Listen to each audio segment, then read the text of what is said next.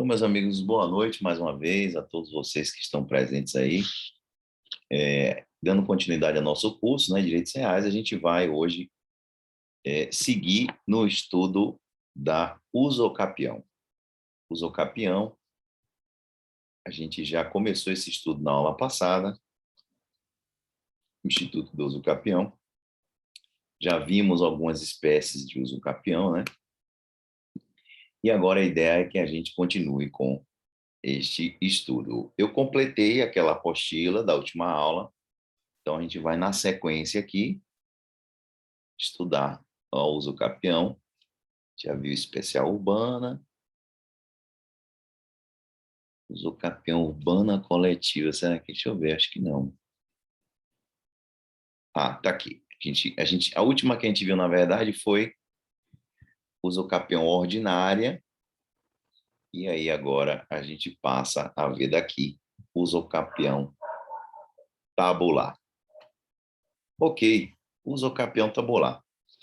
Estou com a voz um pouco debilitada aí, não sei se vocês estão percebendo, mas é porque realmente o ritmo de turmas e voltamos, né, com as apresentações, aí já viu, né, no final de semana o bicho pega. Mas vamos lá. Usucapião tabular, meus amigos. Usucapião tabular, na verdade, é uma matéria de defesa. Matéria de defesa contra a tentativa de anulação, ou melhor, vou botar aqui, declaração da nulidade de um registro imobiliário. Então, o usucapião tabular, na verdade, é uma matéria de defesa que o interessado alega em uma ação que lhe é movida, né, movida contra essa pessoa, pedindo a anulação de um registro que ela tenha.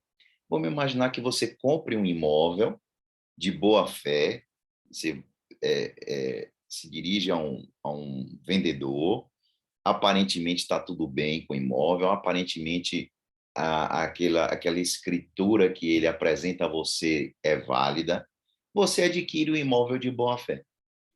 Depois de um tempo, você é surpreendido com uma ação de alguém tentando anular aquele seu título, declarar nulidade daquela sua inscrição por algum vício antigo, algum vício anterior. Só que você já tem o tempo no imóvel, você já viveu o tempo no imóvel, que você pode aduzir, alegar a usucapião como defesa. Então, você, diante dessa ação, tentando a nulidade do seu registro, você fala, olha, tudo bem, pode ser que haja realmente uma nulidade, que eu não sabia, eu estava de boa fé, eu comprei de boa fé, isso você vai demonstrar no processo, mas eu já preenchi, de outro lado, os requisitos da usucapião. Então, eu já tenho um tempo nesse imóvel suficiente que eu poderia adquirir para usucapião. Por isso, a gente chama essa usucapião de convalescência registral, que, na verdade, a pessoa que alega essa usucapião tabular, ela já tem um título. O problema é que esse título tinha uma nulidade que essa pessoa de boa fé não sabia que existia.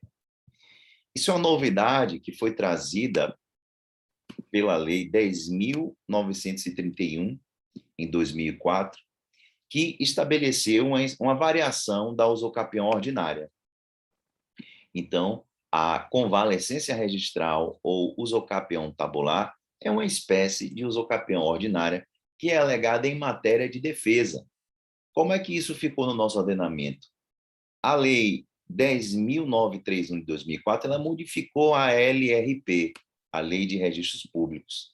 O artigo 214, que é o artigo que trata das causas de nulidade, né, sobre a possibilidade de nulidade do registro, esta lei ela modificou o artigo 204 da LRP para dizer o seguinte, para inserir este parágrafo 5º no artigo 204. O que é O artigo 204 diz, ó, 214, perdão, as nulidades de pleno direito do registro, uma vez provadas, invalidam. Então, o título que é nulo, que tem alguma causa que gera a nulidade dele, ele deve ser invalidado.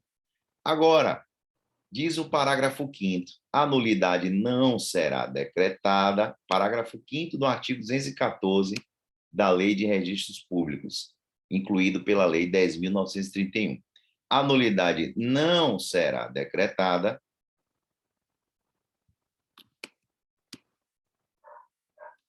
se atingir terceiro de boa-fé, ou seja, aquela pessoa que tinha um título, que tinha um vício, ela estava de boa-fé, e essa pessoa já tiver preenchido as condições de uso capião do imóvel.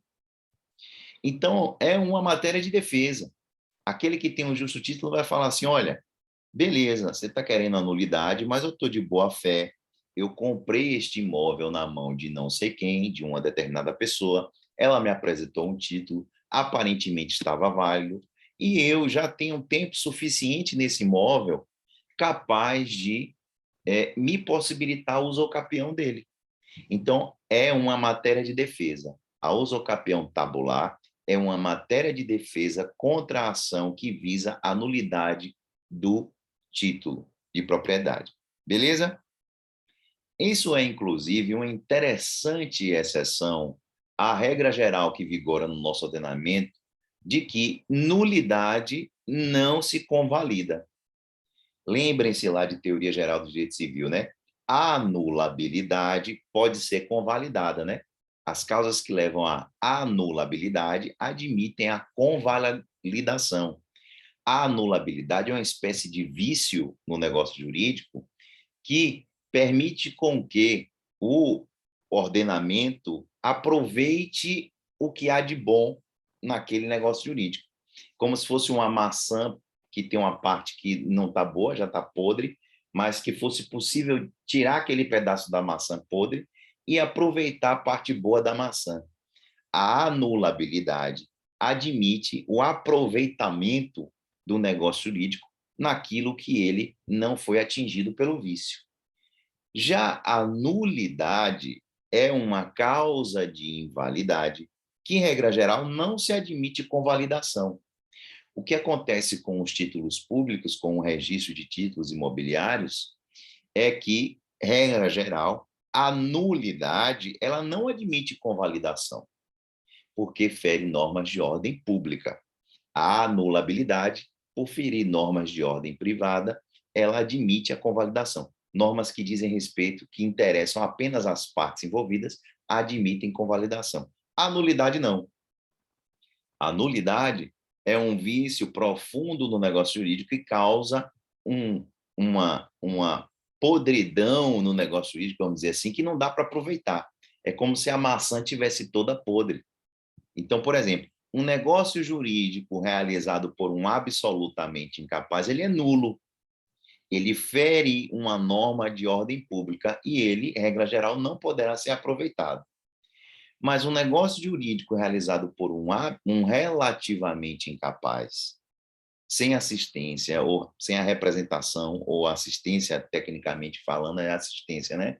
Sem assistência devida, é um negócio que pode ser aproveitado com a ratificação do negócio pelo assistente do relativamente incapaz. Então, aqui nós temos uma exceção à regra geral. Por quê? Porque nós estamos diante de uma nulidade que pode ser convalidada se aquele adquirente tiver, né, adquirido de boa fé o imóvel e ele tiver preenchido as condições do usucapião. Então, este parágrafo 5º, ele excepciona a regra geral do artigo 169 do Código Civil, que diz o negócio jurídico nulo não é suscetível de confirmação, nem convalesce com o decurso do tempo. Então, quando vocês lembrarem dessa regra da teoria geral do direito civil, de que o negócio jurídico nulo não é suscetível de confirmação e nem convalesce pelo decurso do tempo, vocês têm que lembrar, alto lá, nem sempre é assim. Existem hipóteses em que, mesmo diante de uma nulidade, essa nulidade ela pode ser sanável. É o caso aqui da usucapião tabular. Então, em verdade, nem toda nulidade é insanável. No nosso caso aqui em tela, né, ponderando o princípio da confiança, daquele adquirente de boa-fé, princípio da aparência, bem como sopesando o princípio da preservação da segurança jurídica. Pô, a pessoa já está ocupando um imóvel há um tempo que ela faria jus a usucapião. Então, neste caso, será permitida a usucapião, mesmo diante de uma eventual causa de nulidade do registro, desde que, claro, o detentor do registro preencha os requisitos do artigo 1242, parágrafo único. Beleza? Em verdade, tecnicamente falando, o que vai acontecer não é uma convalidação do registro nulo, não, mas sim uma aquisição, um modo originário de aquisição da propriedade por força do usucapião. Beleza? Então, por isso que o nome é usucapião tabular e não convalidação do registro nulo. Porque, em verdade, o que vai acontecer é o usucapião. O juiz vai aproveitar aquela ação e vai dizer, tudo bem, o registro é nulo, tem uma nulidade aí nesse registro. Mas o adquirente já preencheu os requisitos do artigo 1242, parágrafo único. Então, neste caso, vou declarar a usucapião em favor do adquirente de boa-fé. Beleza? Então, por exemplo, no curso de uma ação de anulação de registro translativo, o réu poderá alegar como defesa a usucapião tabular, não precisando este réu ajuizar uma ação autônoma de usucapião. Beleza? É uma matéria de defesa contra aquela tentativa de nulificar o título daquele titular daquele registro. Nesse sentido, é o enunciado 569 da Jornada de Direito Civil. No caso do artigo, diz o enunciado 569, no caso do artigo 1242, parágrafo único, a usucapião como matéria de defesa prescinde, não precisa, não necessita de ajuizamento de ação de usucapião, visto que, nessa hipótese, o usucapiente já é titular do imóvel no registro. Beleza? Então, tá aí, usucapião tabular, na verdade, é uma matéria de defesa utilizada contra a pretensão de se declarar nulidade do título registral. Beleza? Usucapião tabular. Seguimos adiante. Usucapião especial urbana. Usucapião especial urbana. A usucapião especial, seja ela urbana ou rural, aí não tem diferença, é um maior prestígio à função social. Então, toda vez que a gente estiver diante dessa espécie de usucapião, chamado usucapião especial, é um usucapião em que, com base na função social, com base no dever de construirmos uma sociedade solidária, que é a função social, os requisitos, o tempo para a aquisição do usucapião, né, o requisito temporal, ele vai ser diminuído por conta da utilização da função social que está sendo destinada àquele bem. Então, quem, por exemplo, reside ou trabalha no imóvel em regime familiar, terá o seu prazo de usucapião reduzido para 5 anos. Então, se a pessoa dá uma destinação de residência ou de trabalho para aquele imóvel, o prazo de usucapião vai ser reduzido para 5 anos, não necessitando justo título nem boa-fé. O que se exige é o animus domini, né? A intenção de ser dono, que se traduz naquela posse mansa e pacífica, por um prazo de 5 anos. Claro, atentando para o requisito primordial da usucapião especial, que é a destinação para o trabalho ou para a residência. Beleza? Essa usucapião ela é prevista na Constituição, no artigo 183. é uma tradução, né, da garantia fundamental do direito à moradia. Diz o artigo 183 da Constituição Federal. Aquele que possuir como sua área de até 250 metros quadrados, então, atenção, a usucapião especial só admite a aquisição de uma área até 250 metros quadrados. Beleza? O imóvel ocupado tem que ser até este tamanho. Então, aquele que possui como sua uma área urbana de até 250 metros quadrados por 5 anos, veja que o prazo é o menor prazo para aquisição de imóvel por usucapião é esse aí, 5 anos. Ininterruptamente e sem oposição, utilizando, olha a função social aqui, como sua moradia, né? Moradia sua, de sua família, adquirir-lhe-á o domínio desde que não seja proprietário de outro imóvel. Então, olha só os requisitos da usucapião especial urbana.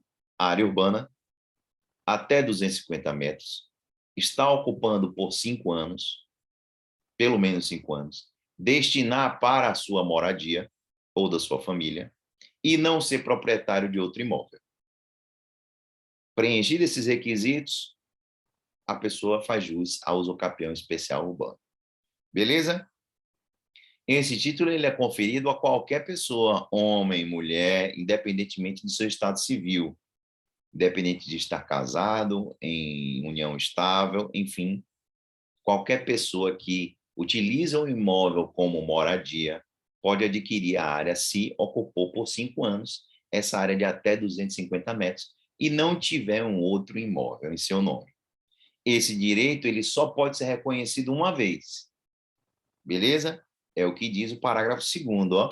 Esse direito não será reconhecido ao mesmo possuidor mais de uma vez.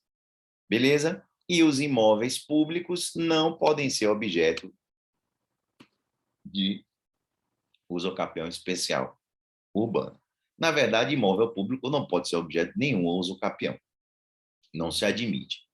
Beleza? Então, esta é a usucapião especial urbana, prevista no artigo 183, que o Código Civil, a Constituição é de 1988, né? O Código Civil, posteriormente, em 2002, repetiu a mesma redação. Repetiu exatamente a mesma redação no artigo 1240.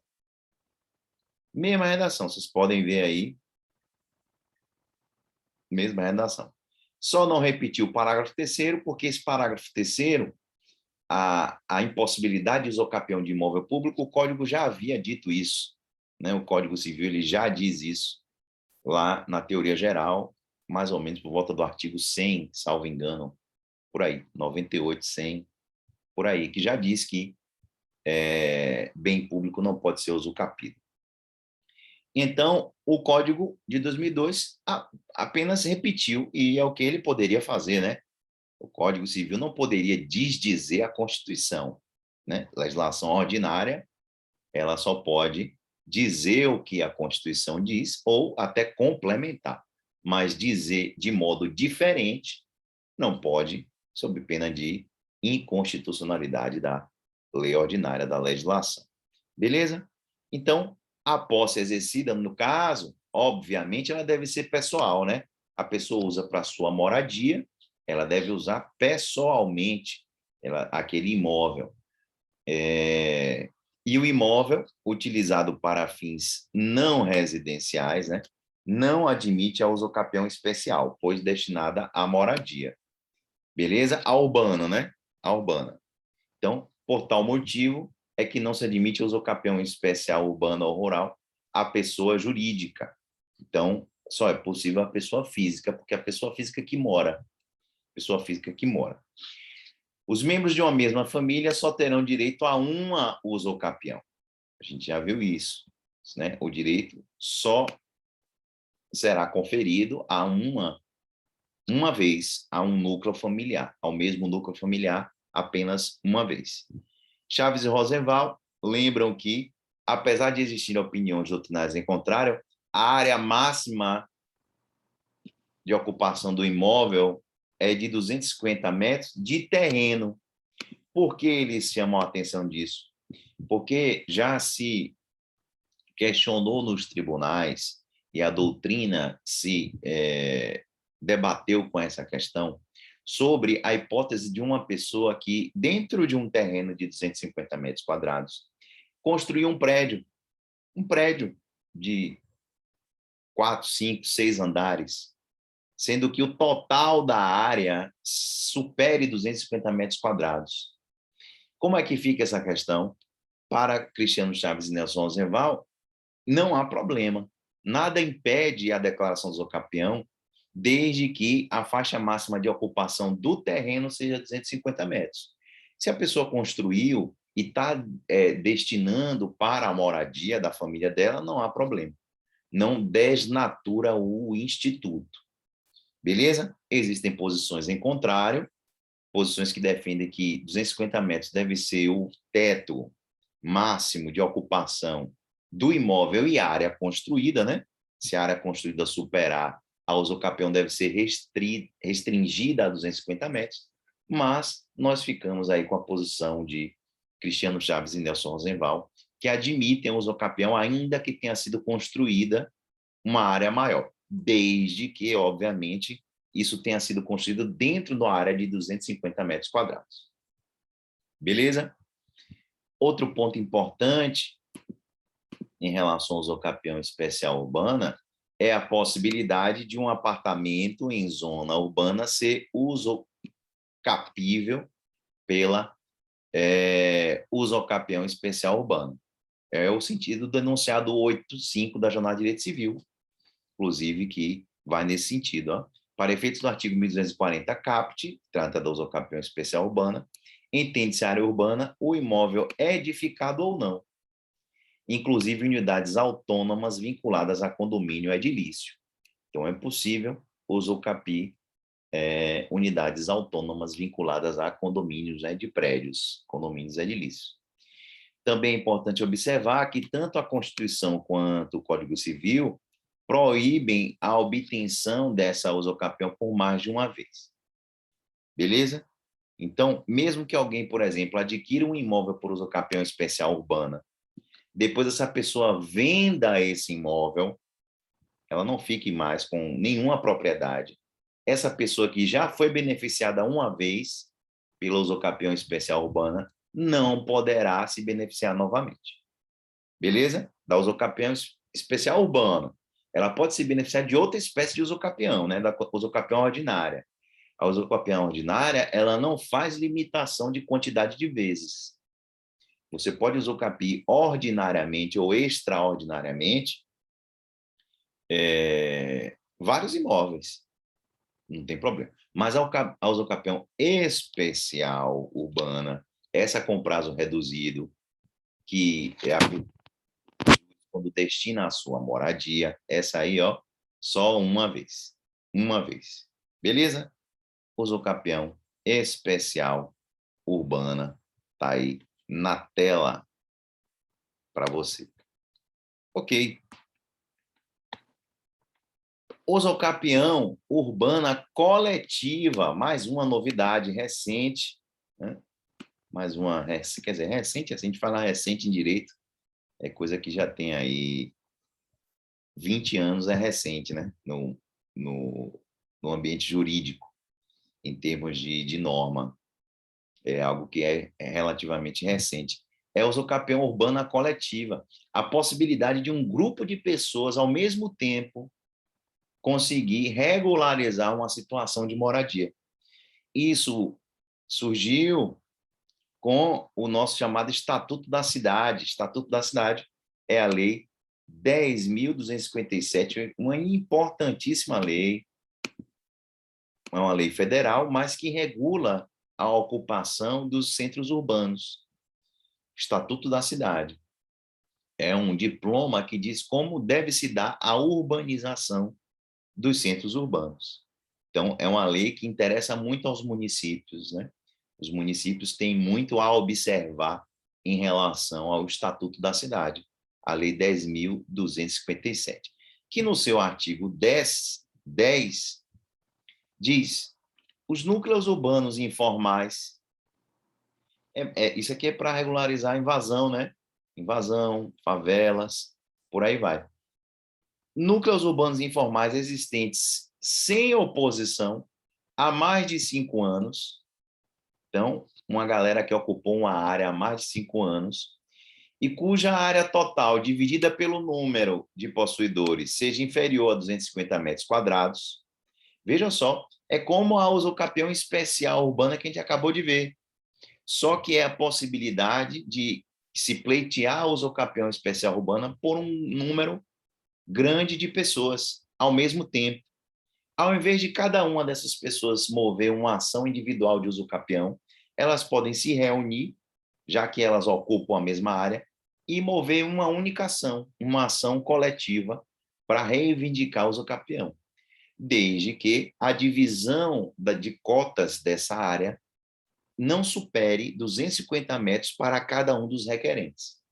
Então, em núcleos urbanos, informais, sem oposição há mais de 5 anos, percebam que também tem um lapso temporal, cuja área total dividida pelo número de possuidores seja inferior a 250 metros quadrados por possuidor, elas são suscetíveis de serem usucapidas coletivamente, desde que essas pessoas não possuam outro imóvel urbano rural.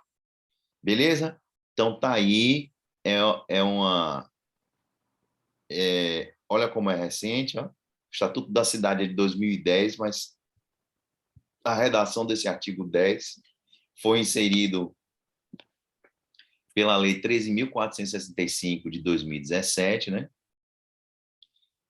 Essa lei alterou o programa Minha Casa Minha Vida e fez algumas alterações também em algumas legislações, dentre elas alterou o Estatuto da Cidade.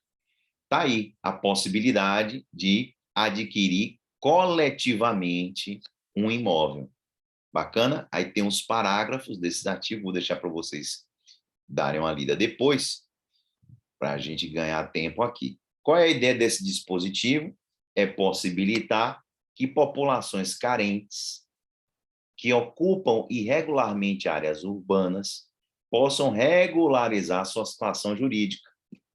Então, simultaneamente, através de uma única ação, várias pessoas vão regularizar sua situação fundiária. E esse mecanismo, ele confere efetividade e celeridade, né? Ao invés de várias ações, vai ser uma única ação, uma única instrução processual. Então, isso ganha, confere, né, celeridade e efetividade para a aquisição da propriedade. Beleza? Professor? E possibilita também que o município possa começar a cobrar, né, impostos, tributos, porque o município também tem muito interesse na regularização dessas áreas, porque ele só consegue passar a cobrar IPTU quando a área está regularizada. Diga. Professor, boa noite. Uma Boa. dúvida que eu tenho, não sei se se aplica nesse uso capião coletivo em áreas urbanas, né? Se é esse caso. Aqueles prédios da Encol, quando a Encol, né, aquela construtora foi à falência e os prédios ficaram abandonados, aí eu não sei se houve algum problema da justiça daquelas pessoas que realmente financiaram e, durante esse tempo, outras pessoas que não os verdadeiros donos, vamos dizer assim, invadiram e se apoderaram. Uhum. Constitui isso o uso capião em áreas urbanas ou não? Porque estava, acho que, em litígio, né? Ou seja, eu não sei se os verdadeiras pessoas que estavam financiando poderiam pegar a obra para posteriormente continuar e tomar posse. Mas, durante esse intervalo de tempo, outras pessoas tomaram o imóvel. É um exemplo ou não? Pode ser. Eu não conheço direito essa situação. Eu até já ouvi falar nisso, mas eu não sei direito como é que anda essa demanda. Mas se os ocupantes, as pessoas que invadiram, ficaram por 5 anos e sem oposição, lembrem-se disso, tem que ser 5 anos sem reivindicação. Se alguém reivindicou, se a construtora tentou entrar no imóvel, se, enfim, os compradores, aquelas pessoas que realizaram a promessa de compra e venda, tentaram judicialmente tomar parte do imóvel dentro do prazo de 5 anos, isso interrompe o prazo do usucapião e aí os ocupantes não podem mais reivindicar a aquisição da propriedade por força da usucapião, porque aí não tem o critério temporal, né? O requisito temporal, melhor dizendo. Então, mas se esses ocupantes ficaram um período de 5 anos sem que ninguém reivindicasse a propriedade, aí sim, eles poderiam sim tentar a usucapião. E como é que os promitentes compradores ficariam nessa situação? Aí caberia a eles mover uma ação de indenização contra a empresa ou entrar aí como credores no processo de falência, né? Para tentar ver se conseguiam alguma grana, o que é uma situação muito delicada, né? A chance de conseguir é uma chance reduzida, porque tem créditos preferenciais aí na frente, né? Como créditos trabalhistas e tal. Então, é uma situação bem delicada aí. O ideal é que se os adquirentes, nesse caso que você mencionou aí, Luiz, se eles pudessem se organizar para ocupar o imóvel, né? Desocupar o imóvel e terminar a construção seria o ideal. Seria o ideal. Agora, mesmo nesse caso, algumas pessoas ficam muito prejudicadas, porque imagine quem já tinha pago tudo. Quem já tinha pago tudo fica numa situação muito ruim, porque, enfim, a grana para a construção da unidade já foi dada. E aí, talvez essa pessoa tenha que desembolsar para terminar de construir, e talvez aí já não vale a pena, né? A briga judicial. Agora, a pessoa que pagou pouco, que vinha pagando ainda, e ainda não destinou um patrimônio considerável para isso, aí para essa pessoa já é uma situação mais vantajosa tentar ocupar o imóvel. Aí eu não sei detalhes desse caso específico que você mencionou, mas essas seriam as soluções aí jurídicas, assim, de um modo geral, né?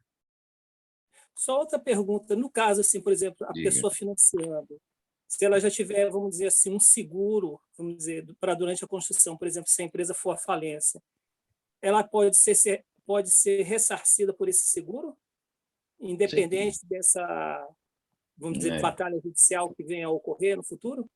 com certeza. Tem que ver quais são os termos do contrato de seguro, né? O que ele prevê, e deve ter cláusula sobre essa situação, né? Falência da empresa, em que momento esse seguro poderá ser utilizado, né? Em que momento será verificado o sinistro, que a gente chama, né? Sinistro é o evento que enseja o pedido de pagamento da indenização prevista no seguro. Então, tem que dar uma olhada, tem que ver esse contrato de seguro, como é que ele foi feito. Mas, em tese, sim, um contrato de seguro ele é feito justamente para esse tipo de situação, né? Para quando há uma inadimplência em relação à obrigação de fazer da construtora de entregar o imóvel prometido. Então, em tese, sim, um seguro é uma boa saída, inclusive, né? Na verdade, a gente vive uma sociedade que cada vez mais vamos caminhando para a chamada securitização das relações sociais. Cada vez mais ter um seguro debaixo do braço para qualquer atividade patrimonial de risco é uma boa opção, é uma boa ideia. Então, é mais ou menos isso aí. Nayara pergunta aqui, professor, não sei se o senhor acompanhou, mas o SAJU acompanha o movimento MLB, o qual ocupou o antigo imóvel da Embasa. Essa empresa entrou o mais rápido com a ação de reintegração para não caracterizar posteriormente. Eu não acompanhei, mas possivelmente ela deve ter feito isso, né? Deve ter se movido, né, rapidamente para não ser atingido o requisito temporal do usucapião, né? Não mostrar desídia. Porque a desídia do proprietário registral é algo fundamental em qualquer usucapião. Qualquer usucapião que a gente está vendo aqui, meus amigos, a inércia do verdadeiro proprietário ela é fundamental. Se o verdadeiro proprietário ele se mostra ativo, ele se mostra a fim de defender o imóvel dele, aí as modalidade de uso capião, elas não se configuram. Então, é fundamental que haja um prazo, e esse prazo vai variar, né, a depender da espécie da uso capião, mas é fundamental que haja um prazo mínimo, sem oposição do verdadeiro proprietário. Beleza? Mas é comum, viu, acontecer ainda nos dias de hoje, usucapião. Aqui na rua onde eu moro mesmo, tem alguns imóveis que foram usucapidos. Hoje em dia as pessoas têm comércio e tal, alguns moram, mas tem alguns imóveis usucapidos. Conheço uma pessoa, um amigo também, que usucapia um imóvel aqui em Salvador, ali na Armação, ali perto do antigo Centro de Convenções. Algumas pessoas ocuparam o terreno, ficaram nesse terreno por mais de 5 anos e fizeram jus à aquisição da propriedade. Então, isso acontece. Isso é mais comum do que a gente imagina. Beleza. Então, meus amigos, qual é a ideia do dispositivo aqui que a gente está comentando, né? A essa usucapião coletiva, né? Urbana coletiva, é possibilitar que várias pessoas reivindiquem o usucapião especial urbano ao mesmo tempo. Então, essa ação será uma ação coletiva. Ó, será uma ação coletiva. Então, o magistrado, neste tipo de situação, ele não vai avaliar individualmente o prazo de 5 anos. Ele vai avaliar no contexto geral, né? Ó, ele não contará o prazo de 5 anos de modo individualizado e rígido.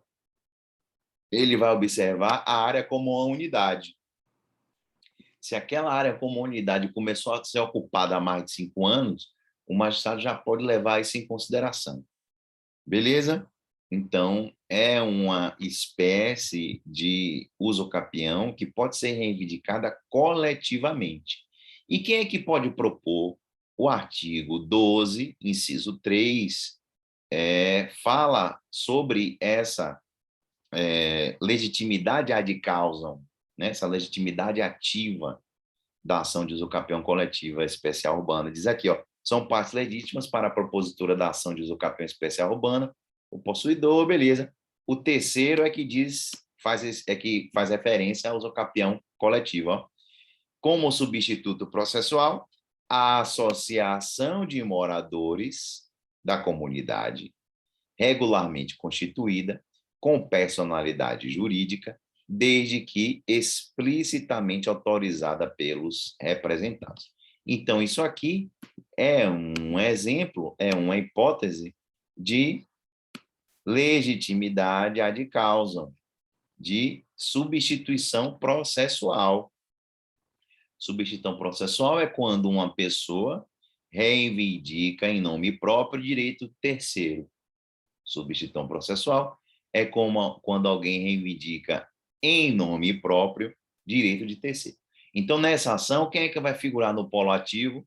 A associação de moradores tal. Não vai ser cada indivíduo individualmente, né, considerado dessa associação, né, cada pessoa, mas a associação.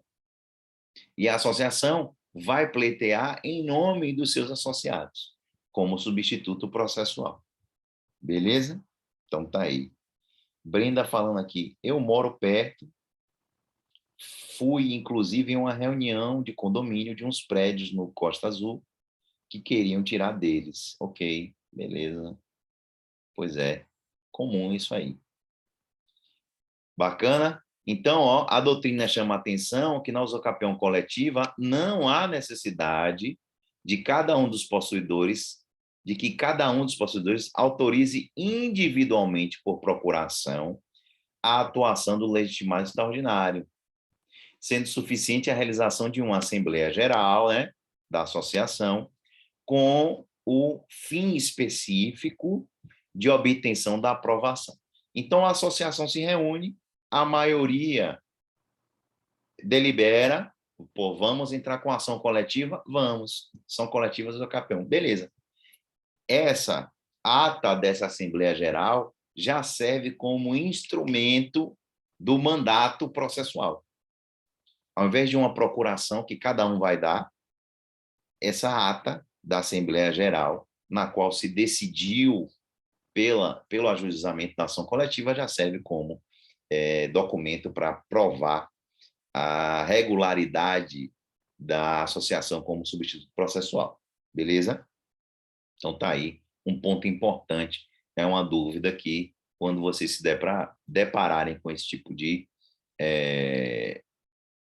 ação em matéria de defesa, o que o proprietário vai alegar, a primeira coisa que ele vai fazer é isso: olha, excelência, cada um dos pretendentes tem que figurar na lide, sob pena de, enfim, burlar o devido processo legal. E por que ele vai fazer isso? Vai fazer isso para tumultuar a lide, né? Que vocês imaginem se forem 100 pessoas na associação, cada um apresentar uma defesa, cada um ser ouvido, isso aí o processo não vai acabar nunca. E vai desnaturar a ideia. Qual é a ideia? A ideia é dar celeridade. A ideia é poder possibilitar que a associação defenda o direito dos seus associados. Beleza? Então, está aí essa última observação sobre o usucapião coletiva urbana. Nós também temos, meus amigos, e esse aqui é interessantíssimo, viu? Interessantíssima essa novidade, que surgiu com um novo CPC. A usucapião extrajudicial. Olha que beleza.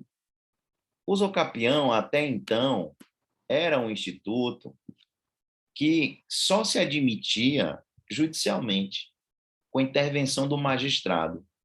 Mas o novo CPC alterou a LRP, a Lei de Registros Públicos, passando a admitir usucapião extrajudicial, ou seja, uma usucapião conferida pelo escrivão, pelo tabelião, pelo oficial de registro. Ele mesmo, o oficial de registro, sem precisar do juiz, ele pode declarar a usucapião. Agora, tem alguns requisitos. E onde é que estão previstos esses requisitos, essas exigências? Elas estão, no artigo 216-A da Lei de Registros Públicos, que foi um artigo inserido pelo novo CPC.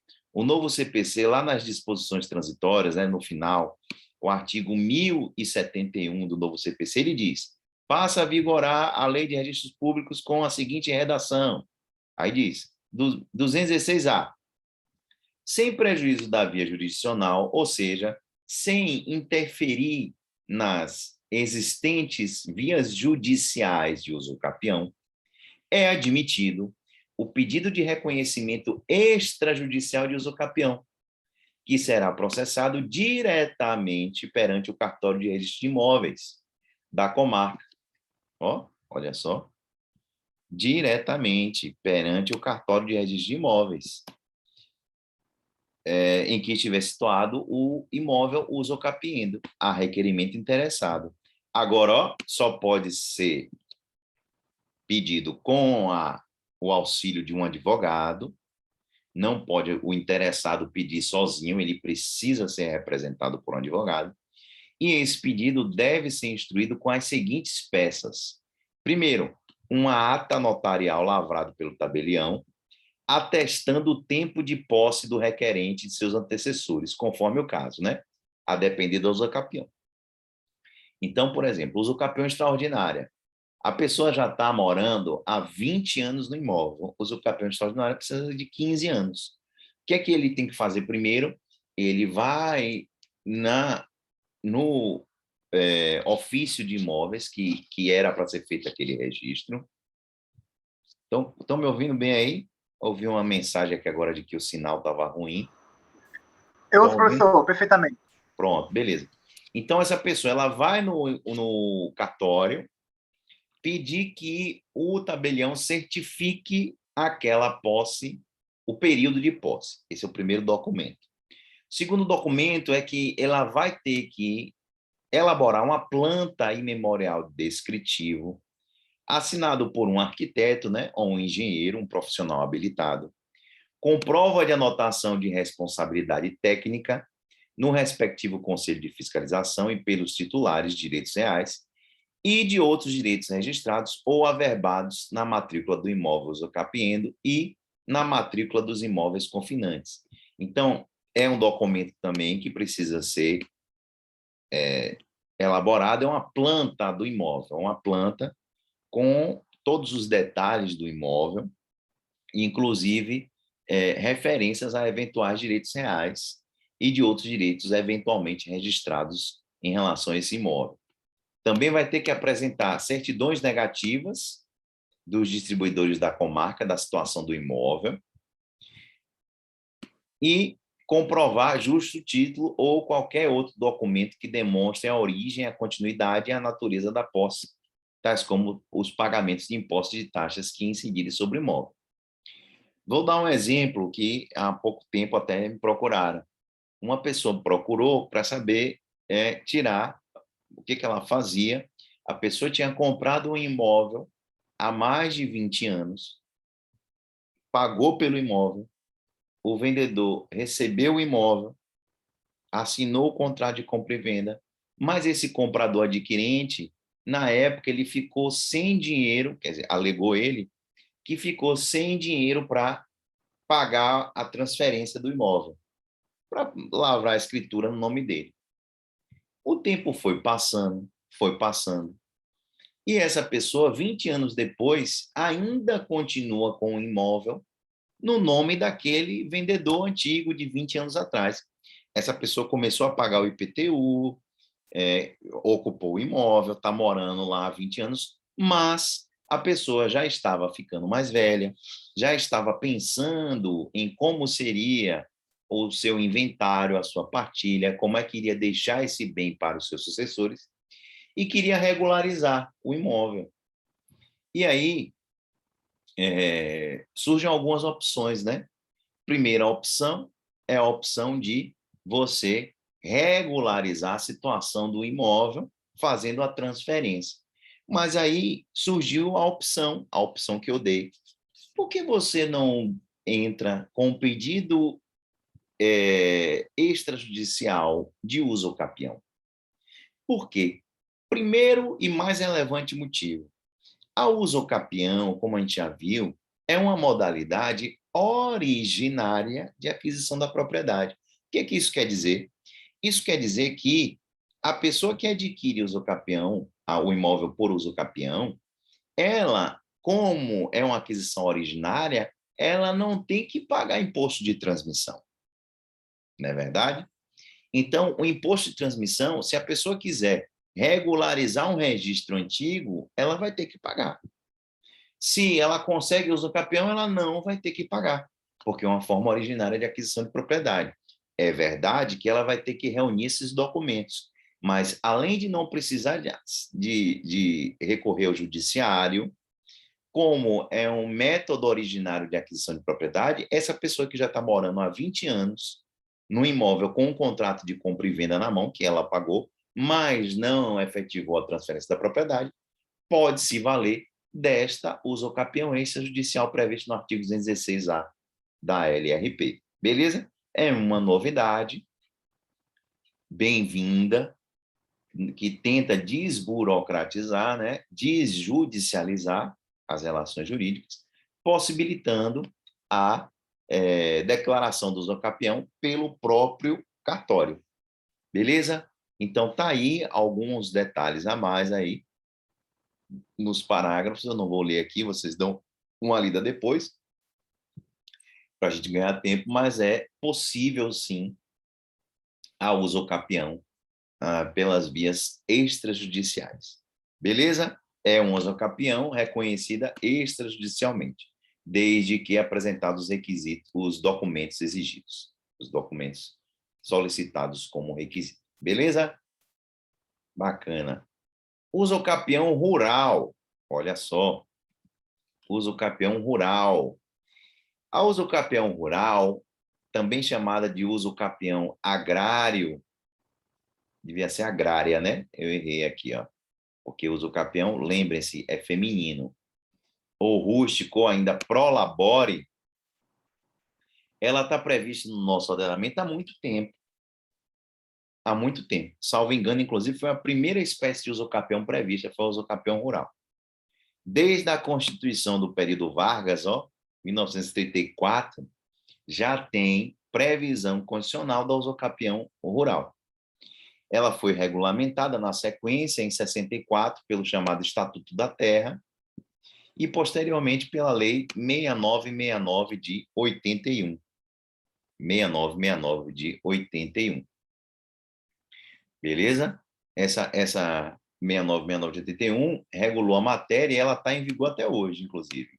Claro, no que não for contrário à Constituição.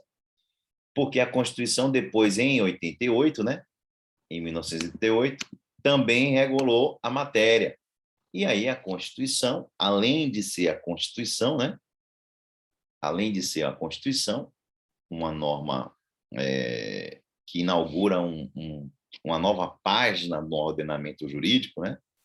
Ela é posterior, ela é de 88. Então, o que vale agora é o que está na Constituição e o que está na 6969 de 81, desde que não contraria a Constituição.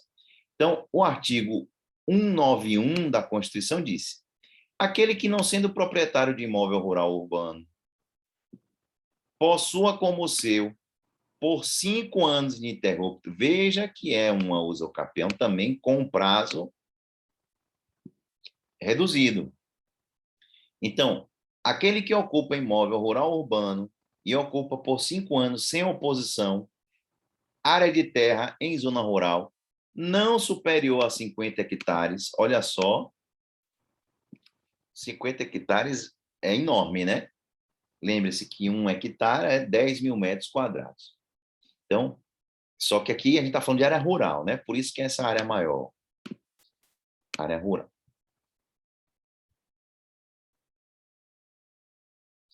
Cadê, meu Deus?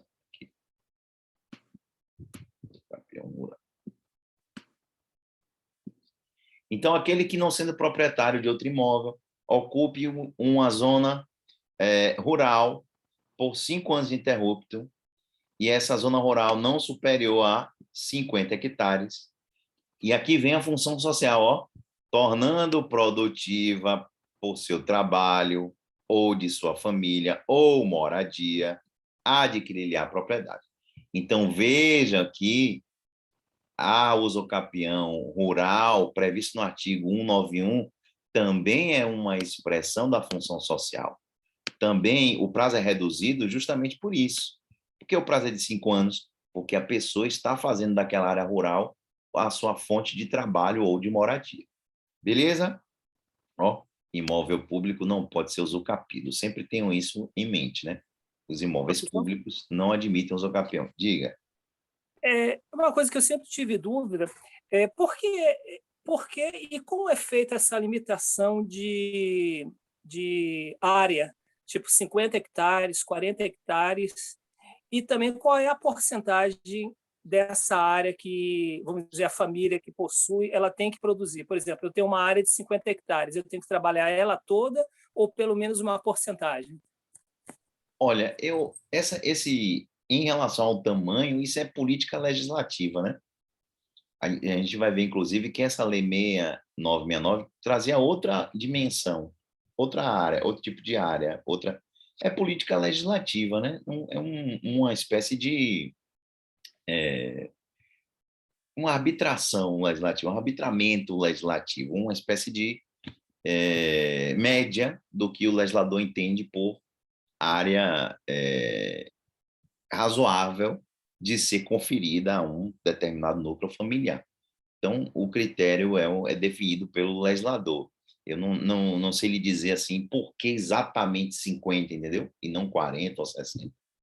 E em relação ao aproveitamento da área, o aproveitamento não precisa ser necessariamente em toda a área, mas, assim, pelo que eu já vi, essa área ela tem que estar, pelo menos, já toda delimitada e com potencialidade de uso, né? Olha, a gente ainda não usa toda a propriedade, mas a gente pretende ocupar, nós já estamos ocupando, já tornamos produtivo uma área significativa, E aí isso vai ser avaliado caso a caso pelo magistrado, né? Que estiver avaliando. O que importa para a gente aqui, de um modo geral, é o fato de não poder ser superior a essa área. E aí uma pergunta que é frequente é o seguinte: e se a pessoa tiver ocupado e tornado produtivo mais de 50 hectares? Aí o juiz vai limitar a 50 hectares para ser adquirido pela propriedade. Não pode ser superior, né? Por expressa disposição da própria Constituição. Aproveitando essa pergunta que já fizeram aí, e caso essa área, vamos dizer, seja de 50 hectares numa área rural, mas que por algum modo, vamos dizer assim, você não consiga tornar produtiva, mas que você ocupe, sei lá, vamos dizer, uma área, sei lá, não sei, desértica, alguma coisa assim, mas que a pessoa ocupa para morar, mas que ela não consegue produzir. Como é que fica a situação? Aí tem que ser analisado o caso, caso específico. Se a produção, destinar para o trabalho é algo muito amplo, né? É algo muito amplo. Pode ser que aquela área não seja possível a gente destinar para a agricultura, por exemplo. Mas será que não é possível explorar aquela área com, sei lá, um parque eólico? Estou viajando aqui, né? Instalar aqueles cataventos enormes para a pessoa gerar energia? Será que é possível? Ou então, enfim, outra espécie de destinação. O que vai ser verificado é que a parte ela já deve ter essa destinação. Quando ela vai pedir ao usucapião, não é que ela vai tornar produtiva, ela já deve ter tornado de alguma forma aquilo, pelo menos potencialmente produtivo, né? Ela pode até não estar tendo um retorno, enfim, mas ela já tem que demonstrar durante a instrução processual que ela tornou produtiva aquela área. Tornou produtiva aquela área, né? E utiliza ela como moradia também. Ela mora e, de alguma forma, torna ela produtiva. Então, é isso que deve ser provado, e esse tipo de produtividade é no sentido amplíssimo.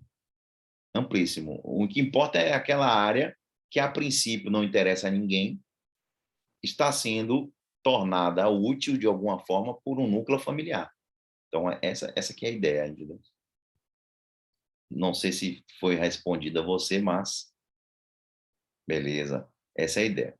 Esse mesmo artigo, meus amigos e minhas amigas, ele foi reproduzido igualzinho pelo Código Civil, lá no 1239. É a mesma redação, se vocês forem ler. Mesma redação, mesmos requisitos. Agora, algumas áreas rurais, elas não são suscetíveis de usucapião rural. Quem é que diz isso? Quem diz isso é a Lei 6969, olha ela aqui, 6969 de 81. O artigo 3º já tinha umas restrições. Diz o artigo 3º da 6969: a usucapião especial não ocorrerá nas áreas indispensáveis à segurança nacional. Então, por exemplo, áreas de fronteira não podem ser usucapidas de um modo geral, né? Não pode ser usucapidas. Também, terras habitadas por silvícolas, não se usa mais essa expressão, né? A gente usa hoje em dia indígena, né? Silvícola é uma expressão que fazia referência a índios, as populações indígenas, mas que carregava em si uma carga pejorativa na expressão. Então, o que se aconselha é que não se use mais silvícolas, mas sim indígenas. Também Professor? não poderá ser ocupadas, Quer fazer uma pergunta? Não. Beleza. Áreas de interesse Sim, ecológico. sim. Tem algumas áreas que elas têm interesse ecológico reconhecido.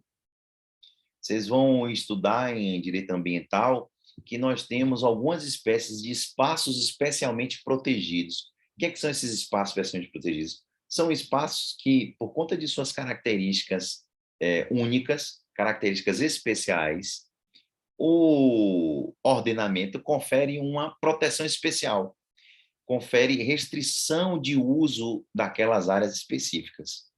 Então, se a área tiver interesse ecológico, se ela for indispensável à segurança nacional ou se for habitada por população tradicional indígena. Essas áreas não podem ser usucapidas pela usucapião rural. Diga, Luiz.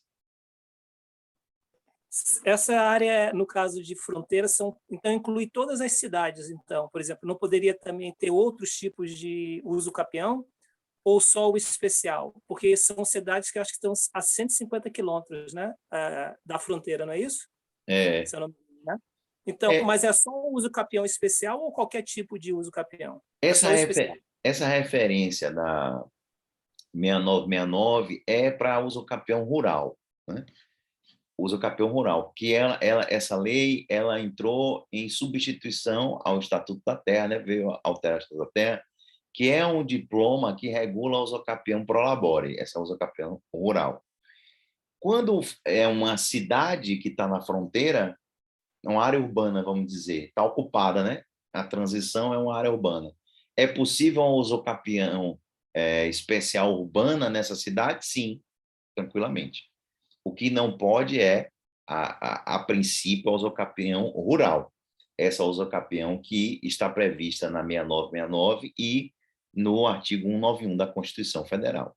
Essa aí que é aquela área rural que não está sendo ocupada por ninguém e que alguém pretende ocupar aquela área rural. E essa aí não se admite se for área destinada à segurança nacional. Segurança nacional não é apenas área de fronteira, mas especialmente, por alguns motivos, outras áreas podem ser destinadas a áreas de interesse e de segurança nacional, né? Enfim, algumas ilhas, tem áreas que ganham essa importância logística aí. Mas, de um modo geral, no meu entendimento, Luiz, essa referência é para a usucapião rural, essa modalidade específica aqui que a gente está estudando. Beleza? Qual é a ideia aqui? A ideia é prestigiar a função social. A ideia é prestigiar a ocupação produtiva do imóvel rural. Beleza? Porque o usucapiente ele tem que morar e trabalhar nesse imóvel. Beleza? Ele não adianta ele ocupar apenas o imóvel, ele tem que ocupar e trabalhar e morar. Para essa usucapião aqui, de 5 anos. A extraordinária, não. A extraordinária não tem essa necessidade de moradia, né? De fazer daquela área seu domicílio, de fazer daquela área o seu meio de trabalho. Mas essa especial, rural, com prazo reduzido, sim. A pessoa tem que trabalhar na área, tem que exercitar a sua atividade econômica, né? Proceder ao exercício da sua atividade econômica. Então, a ideia é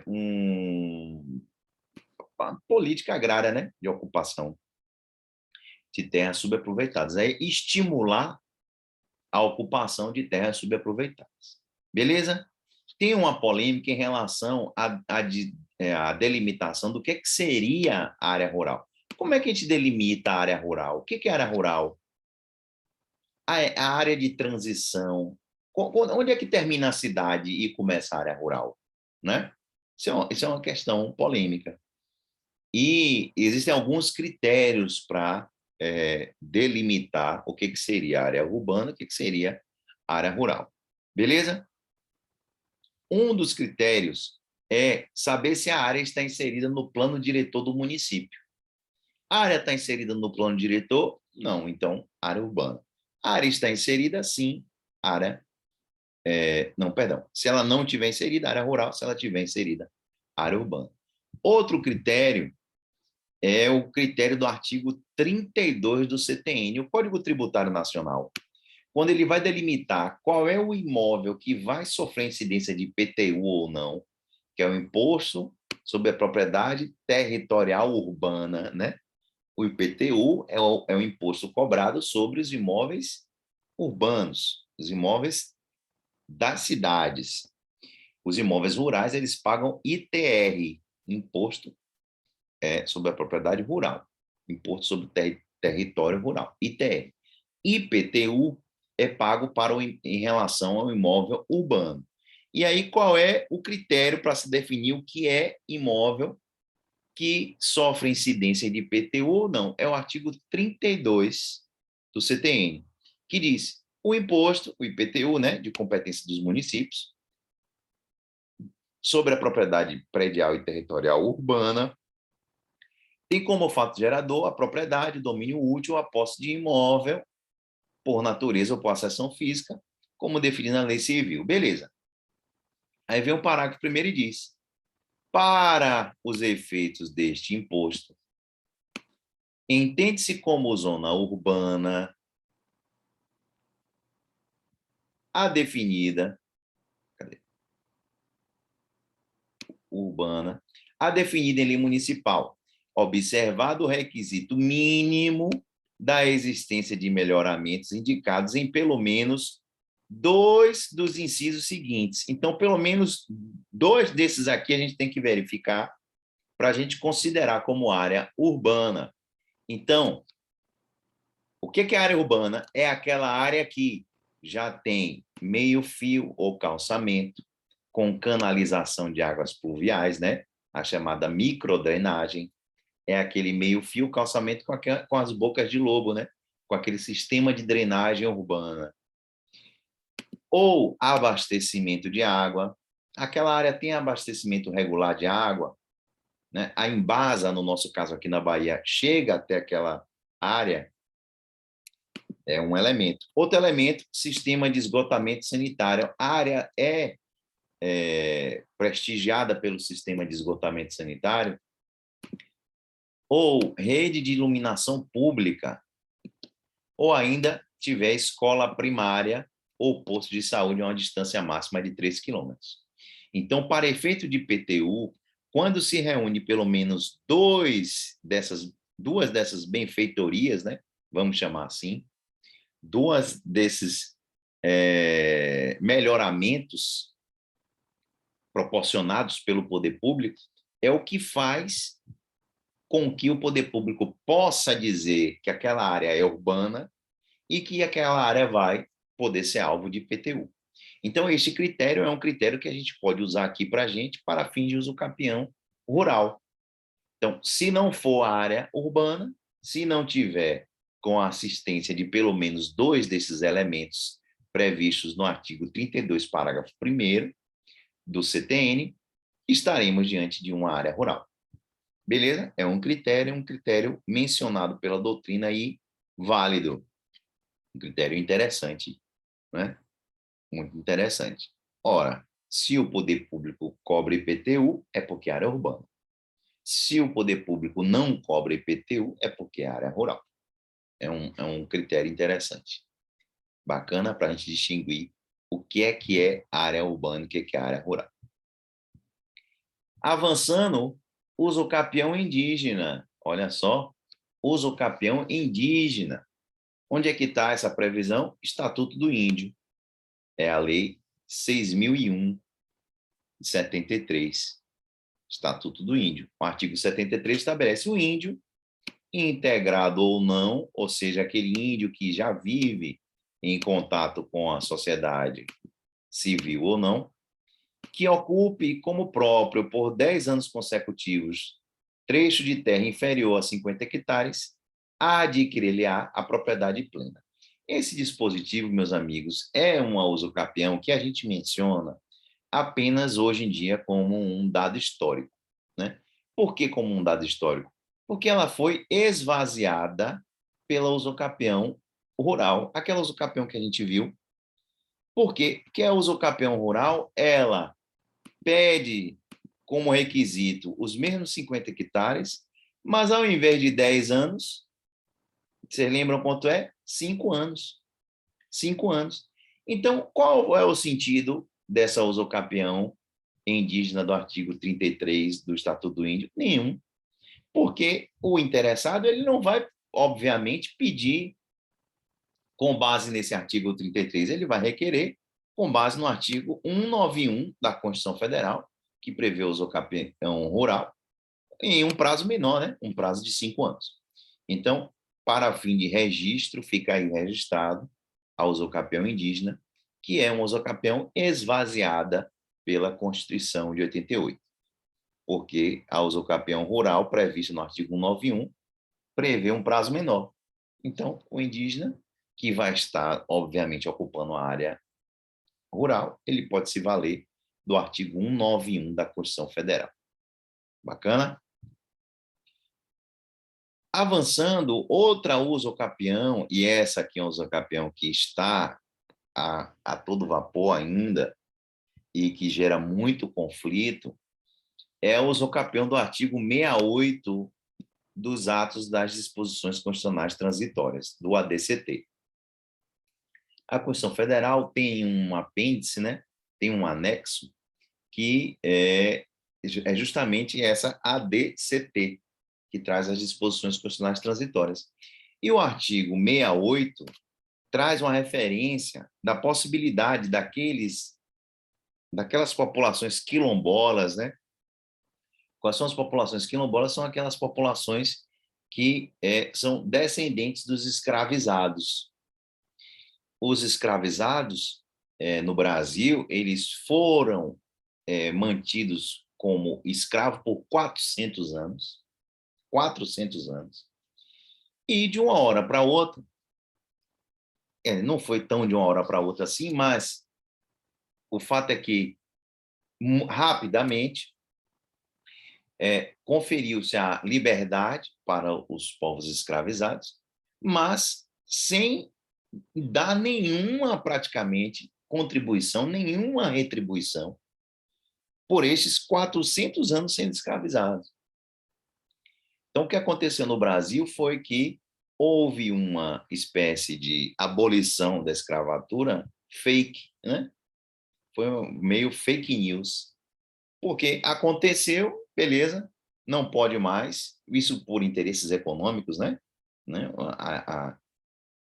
O tráfico de escravos começou a ser mal visto, enfim, vários fatores históricos, né? Não foi porque ninguém era bonzinho e resolveu, isso foi por fatores históricos, muito pautado em agendas econômicas. Fizeram com que chegasse no momento em que, beleza, vamos acabar com a escravidão aqui no Brasil. Aí teve uma sequência de leis, né? Primeiro, lei do ventre livre, depois até chegar na chamada Lei Áurea, lá de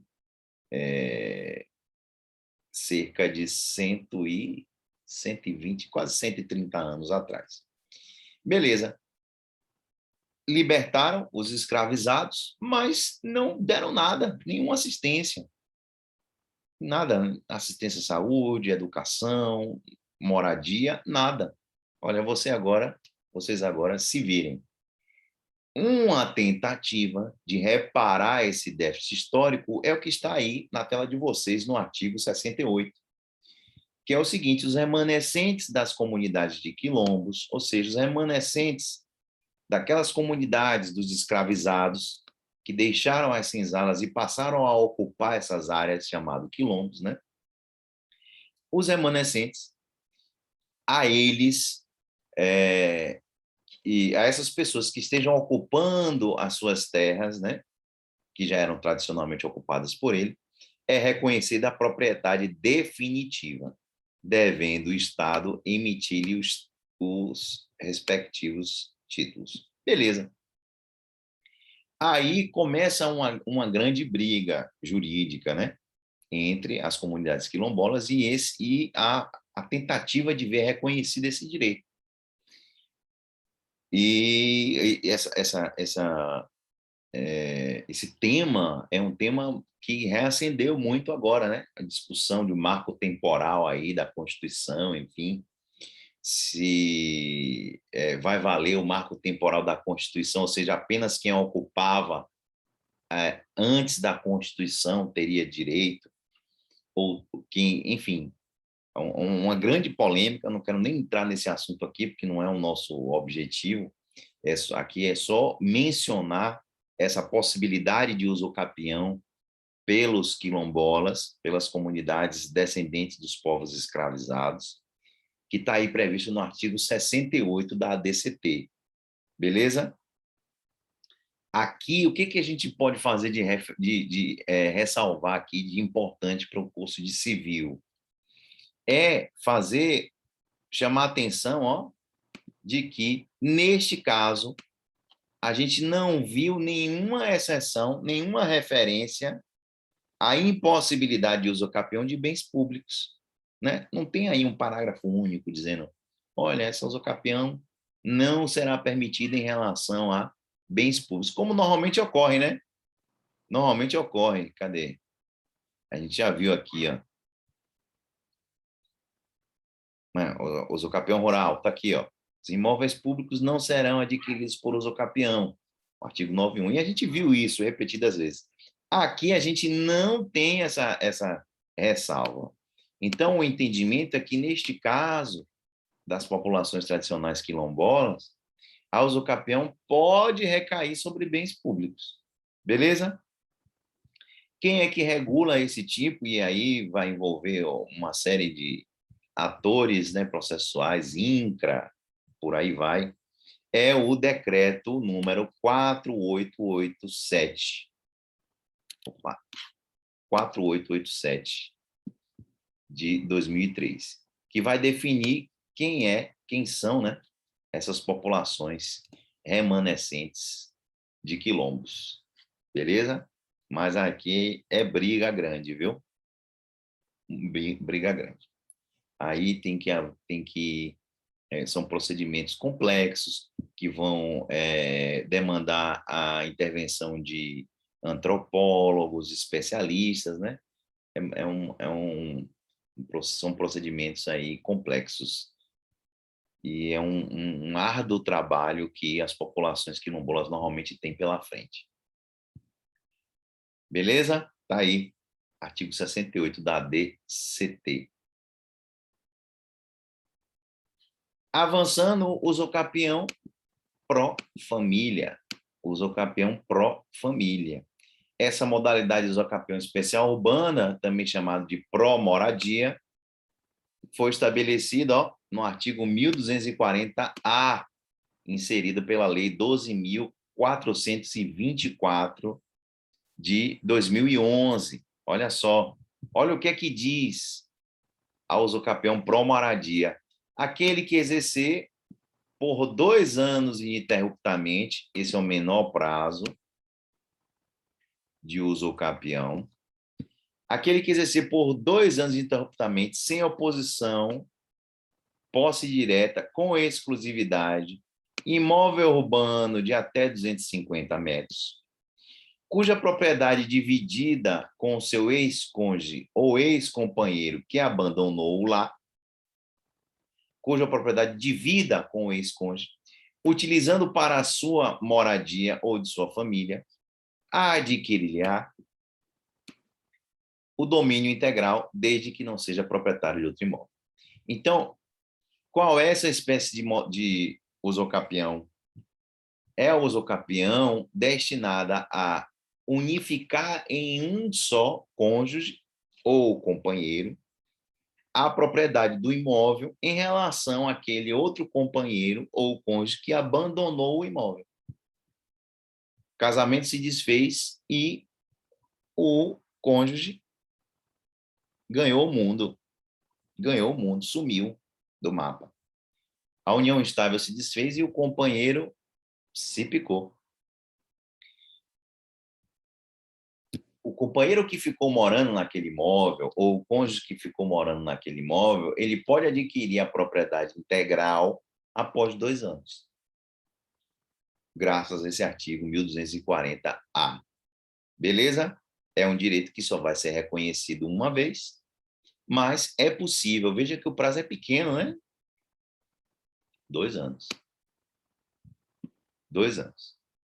Agora, sobre essa coisa de abandono do lar, essa expressão, né? Essa cláusula aberta, abandono do lar,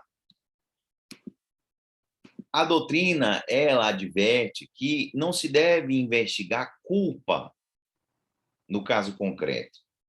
Se o abandono se deu por culpa, traição, infração de deveres do casamento.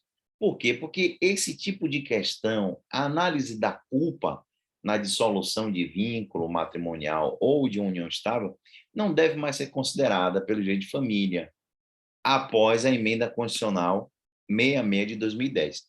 A emenda constitucional 66 de 2010, ela acabou com essa discussão de culpa ou comprovação de culpa, a necessidade de comprovação de culpa para o término da sociedade conjugal. A partir da 66 de 2010, não interessa mais culpa para se pedir o divórcio, por exemplo. Não precisa comprovar. O divórcio virou, felizmente, um direito potestativo. Beleza? Ou seja, independente de comprovação de uma espécie de motivação ou de fundamentação. Bacana? Então, o enunciado 569 da Jornada de Direito Civil diz que esse requisito abandono do lar deve ser interpretado na ótica do Instituto da Usucapião Familiar como um abandono voluntário da posse do imóvel, somada à ausência de tutela da família, não importando em averiguação de culpa pelo fim da união estável. Então, o magistrado não vai analisar a culpa, vai analisar o seguinte: a pessoa abandonou ou não o imóvel? Já tem 2 anos que ela não aparece? Tem, beleza. Vamos conferir a propriedade plena do imóvel para aquele cônjuge que ficou no imóvel. Beleza? O que acontece aqui no caso concreto é uma consolidação da propriedade exclusiva do imóvel na figura de um dos antigos copossuidores. Ou seja, aquele que ficou no lar, ele é premiado com a propriedade plena. Beleza? O que é que o cônjuge que abandonou o lar deve fazer para não perder metade da propriedade do bem? Então, para afastar a incidência da usucapião, que muitas vezes pode representar severa sanção ao cônjuge companheiro que saiu do lar, sem dúvida nenhuma, né? Pode ser o único imóvel que aquela pessoa possua e, de repente, ela pode perder esse imóvel. O interessado ele deve se valer do artigo 1562. O que é esse artigo 1562? É a tutela de urgência de separação de corpos, né, em caráter provisório ou incidental à ação de divórcio. Porque ele fazendo isso, ele deixa claro que ele está deixando o imóvel, porque não tem mais condição de conviver, não tem mais condição, mas ele está demonstrando o interesse dele em continuar com a sua propriedade, o que vai afastar a alegação de inércia, né? Então, é importante que na ação de divórcio, o interessado em manter os 50% da propriedade, ele suscite o artigo 1562 do Código Civil, pedindo a tutela de urgência de separação de corpos, né? Então, é algo que vai ser avaliado pelo magistrado. Bacana? Para finalizar, o ponto de conflito intertemporal de usucapião. Cada vez menos isso vai acontecer, né? Porque o Código Civil ele já entrou em vigor lá em 2003, Código Civil de 2002, e entrou em vigor em janeiro de 2003. Então, regra de conflito intertemporal, elas têm utilidade quando surge uma norma nova que disciplina de modo diferente uma norma anterior. Foi o que aconteceu com o Código Civil, né, de 2002. Ele trouxe vários dispositivos novos. E em relação ao usucapião, como é que fica a contagem dos prazos? São os prazos anteriores? São os prazos novos? Como é que fica? A gente chama isso de conflito intertemporal de usucapião. Para a gente tirar essa dúvida, a gente vai se valer dos artigos 2029 e 2028. 2029, o que vai prever o artigo 2029? Vai prever um acréscimo de 2 anos na contagem de novos prazos, né? Ou seja, até 2 anos a contar da entrada em vigor, para as modalidades de usucapião com função social. Quais são elas? São as previstas no artigo 1231, 8, parágrafo único, e 1242, parágrafo único. Então, para essas modalidades, para as modalidades de usucapião com função social, são aquelas com prazo reduzido, né? Para 5 anos. O que o código determina é o seguinte, beleza, na contagem de prazo, a gente vai acrescer 2 anos. E o artigo 2028 é o que trata da transição em relação às demais usucapião, as regras de transição para as outras usucapião. Beleza? Então, está aí, a título de registro, cada vez menos a gente vai se valer disso. Por quê? Porque a gente já tem prazo aí da entrada em vigor do código, que foi 2003, a gente já tem prazo, o maior prazo é de 15 anos, né? Usucapião, o maior prazo de usucapião, 15 anos. Então, a gente já tem prazo para alegar, independentemente de já ter iniciado a ocupação antes da entrada em vigor do novo código. Bacana? Beleza, galera? Finalizamos aí o usucapião e deixa eu jogar aqui para vocês essa apostila. Boa noite, professor. Até mais. Hein? Beleza, até mais. Valeu.